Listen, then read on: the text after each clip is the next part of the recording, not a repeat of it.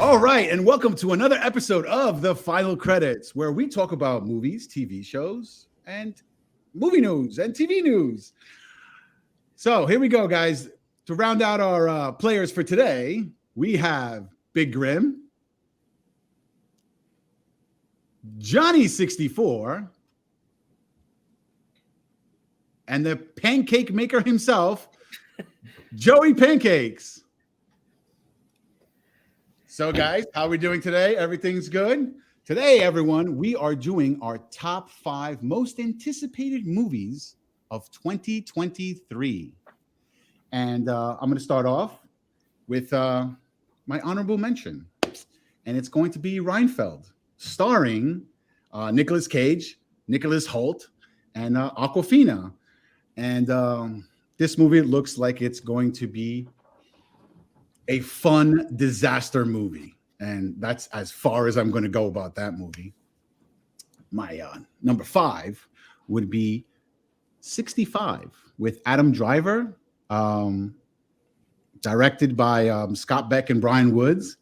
And it's basically a movie about a guy who goes back in time and is hanging out with dinosaurs because they're going to kill him, literally.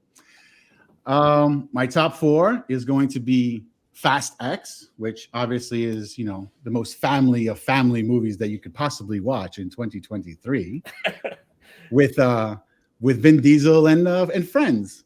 So, I mean, how bad could it be? It can't be as bad as number 9, right? Because that was just horrible.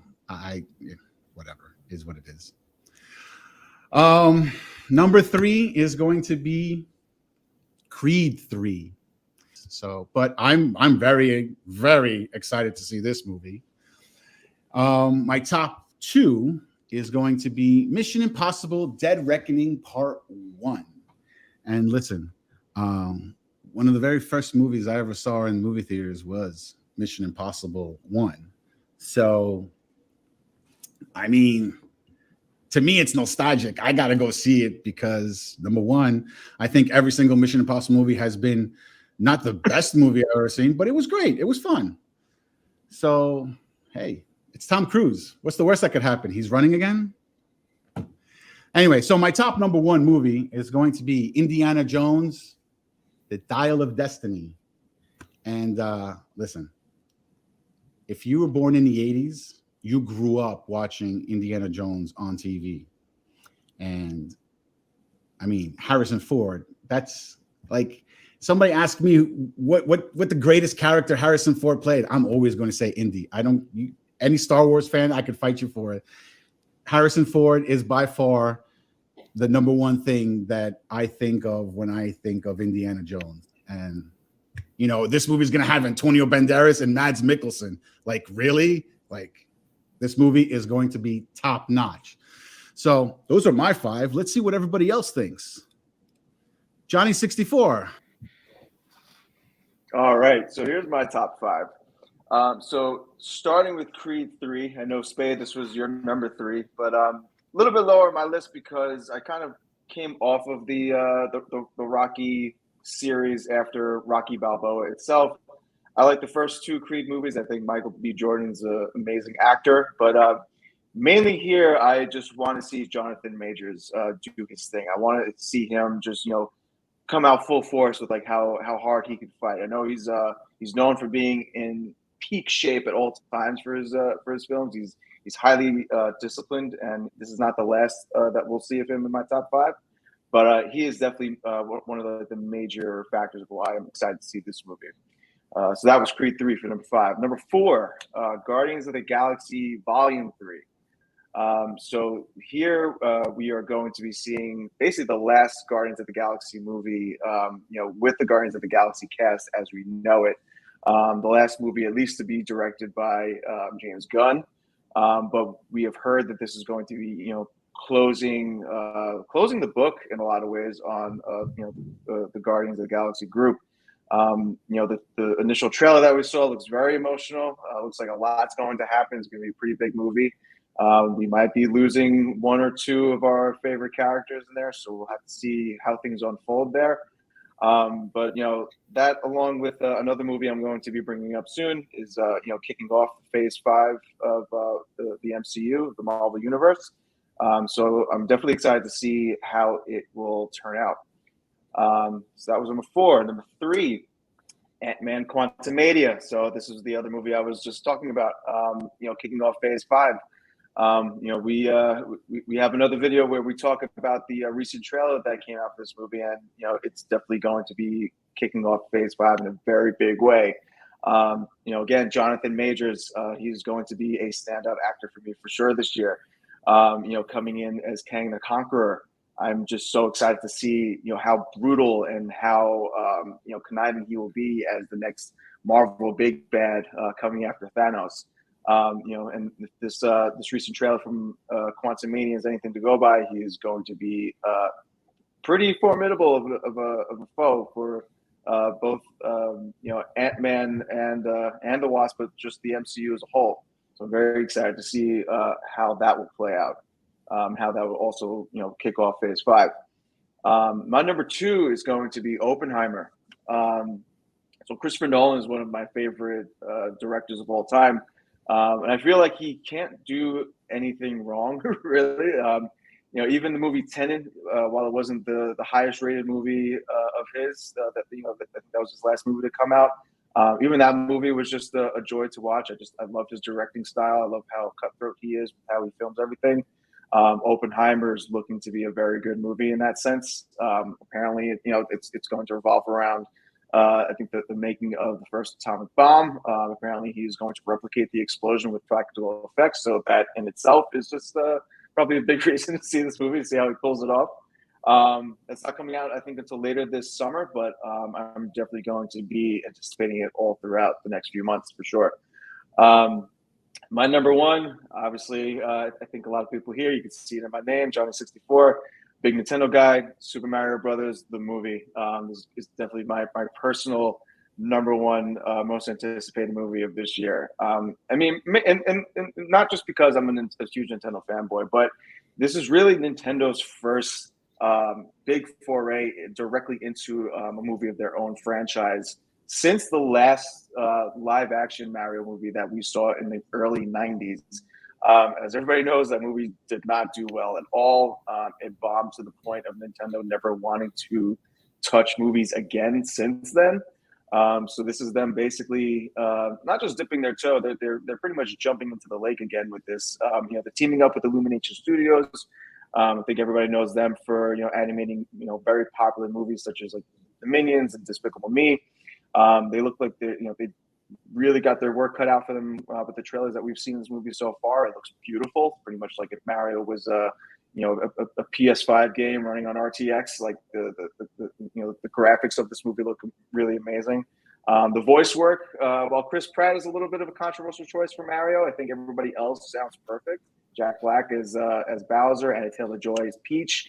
The rest of the cast that we've seen so far, they sound really amazing. I think they were well chosen, and I just want to see how this movie will play out in terms of its story. It might not be the biggest thing. It might not be the most mind blowing story. It's an origin story for Mario himself. How he and Luigi went from being plumbers in Brooklyn to coming into the Mushroom Kingdom for the first time. So very interested in seeing how that will play out, and I really hope that it's a very and it will be. But I want to see how successful this movie will be, and where Nintendo might take things next with it, whether it's a Mario sequel or another franchise that may or may not get tied into Mario. Maybe we get a Smash Brothers movie. Who knows? Anything is possible. So that was my number 1. Honorable mention. I don't think I mentioned before. Cocaine Bear.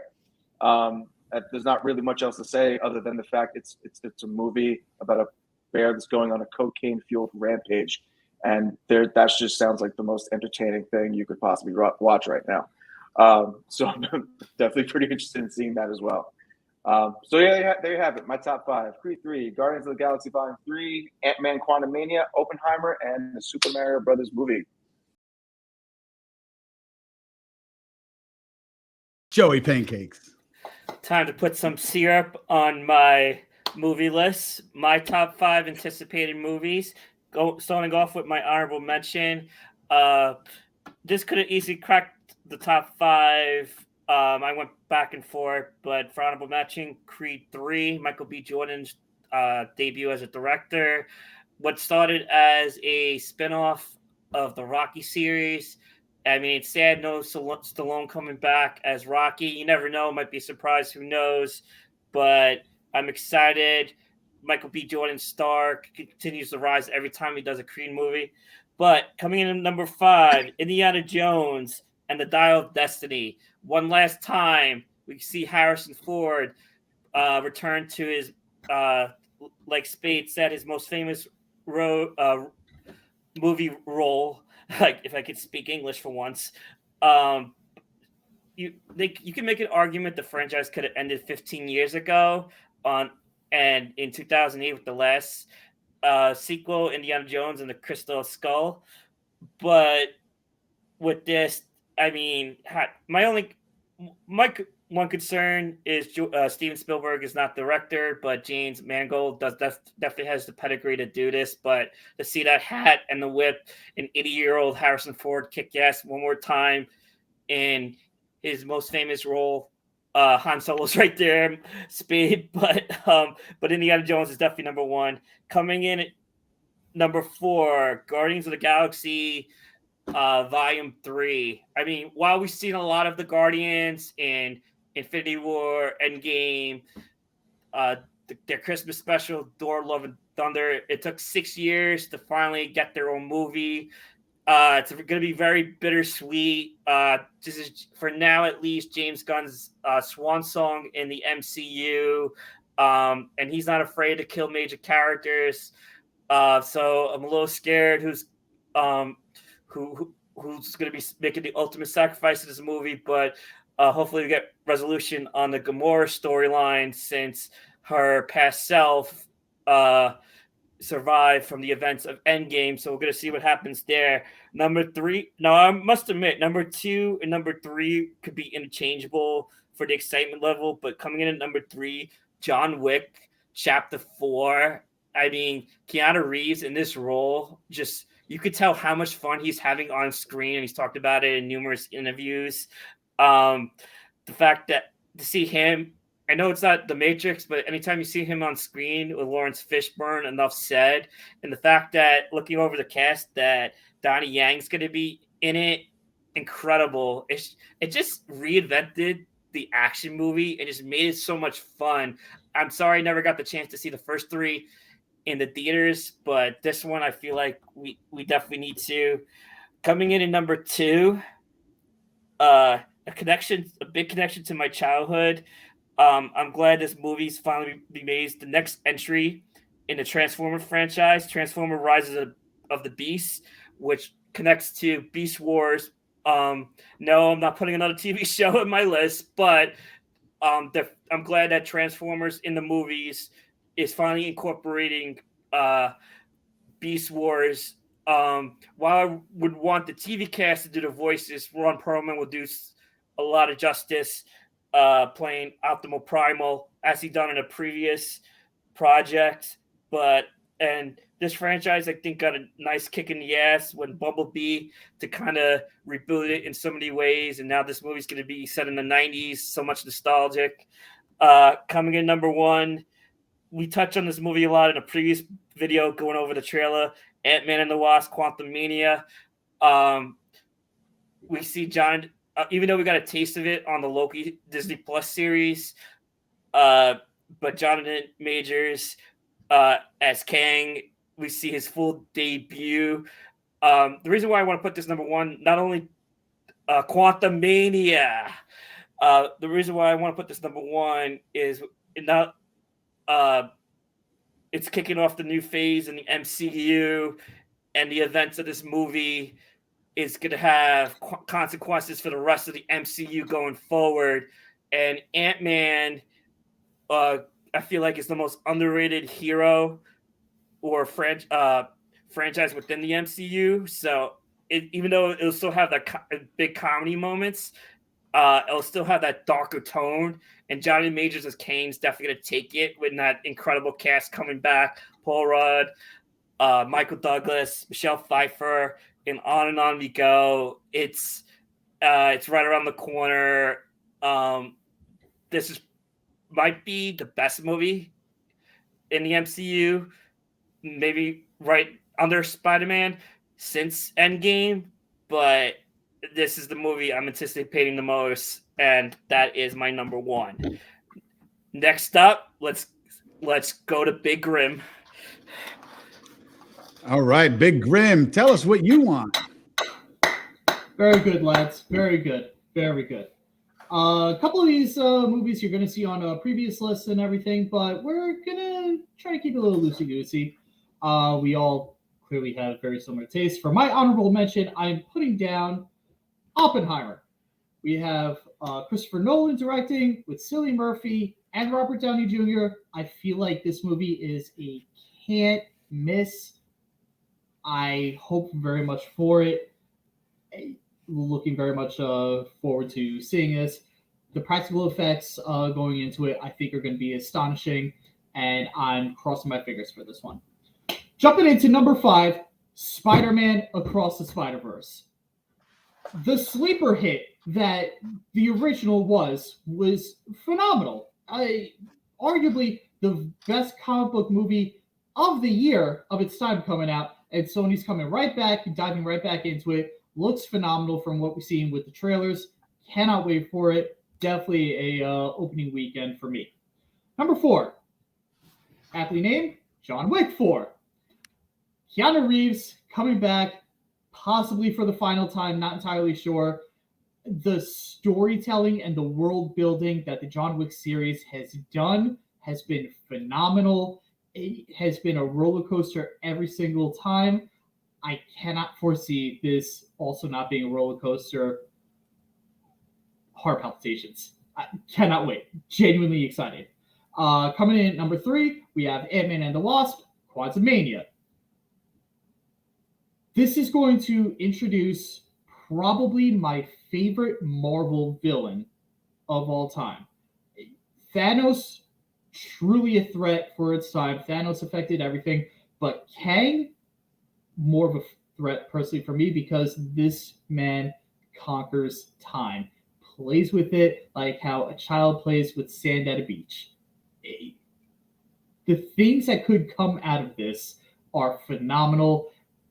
I'm positive Marvel is going to give my man his due. Cannot wait for it. Also, opening weekend, if not opening day for me. Number 2, Transformers Rise of the Beasts. Very much like Pancakes, this is a truly nostalgia trip for me. Bumblebee did a phenomenal job with reintroducing Transformers back from the Bayverse. We won't speak any further. I'm sorry I said too much of that already. But when we actually have a director that is used to animation, look up his credentials, you'll see Coraline right at the top of that list. If you don't like Coraline, please, go see Coraline. But I believe Transformers Rise of the Beast is going to be in good hands. I think that a lot of people are not going to see things the way how Pancakes and I have seen it. We grew up with it, but at the same time, we hope it's a genuine, good introduction to you. My number 1 pick, to no one here whatsoever, surprise to no one here, Dungeons & Dragons Honor Among Thieves. I started playing Dungeons & Dragons at 19 years old. I regret not playing it sooner. This is the most fun I've had playing a game in my life. It brings me genuine happiness to play it. This is, I believe, the 3rd time around that they're attempting to make a D&D movie, but now that it's actually backed with a wonderful cast, I have high hopes. I probably get, if there is a midnight screening for this, I'm sure there probably is. You will find me at the theater seeing this movie and supporting it in any way that I can. I'd also like to bring up something else to the side real quick for my own thing. Recently with Dungeons & Dragons, there's been a lot of backlash with the OGL going on. Seeing this movie is not going to help that.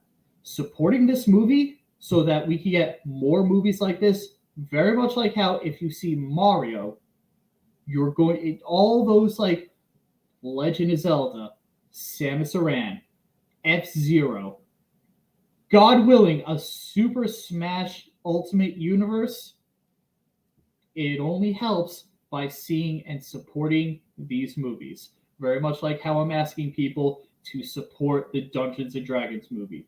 If you have your own beef with Wizards of the Coast, I understand, but this is how we keep getting these kinds of movies. So that is my top 5. I hope you enjoy. I hope I haven't gone on too long. And Well, everyone, those are our top 5. What are your top 5? Let us know in the comment section down below. Anyone else have anything else to say? go see Mario. Go see watch D&D. a movie. Yeah. Play D&D. One of these days, I'll get these 3 in a campaign. God willing. And on that note, roll credits! Roll credits. We out.